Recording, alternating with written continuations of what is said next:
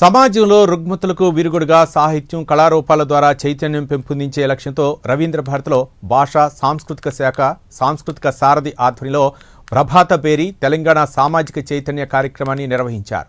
సమాజ హితానికి కొత్త దారులు చూపేలా తమ సృజనాత్మక పదును పెట్టాలని సూచించారు.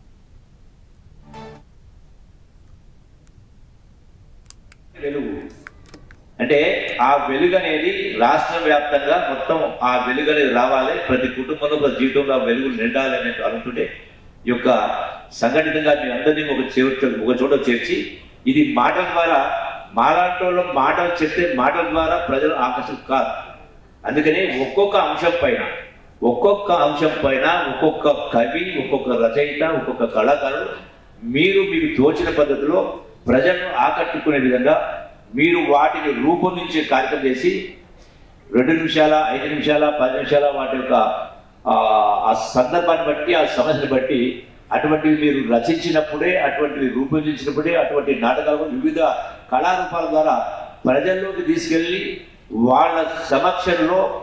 మనం వాటిని కళ్ళ కట్టినట్టుగా చూపించినప్పుడే వాళ్ళు ఆకర్షించినప్పుడే కనీసం కొంత స్పృహ వస్తుంది, ఆలోచనలో మార్పు వస్తుంది అన్నట్టుగా ఆలోచనతోటే మిమ్మల్ని అందరినీ కూడా ఇక్కడ రప్పించడం జరిగింది.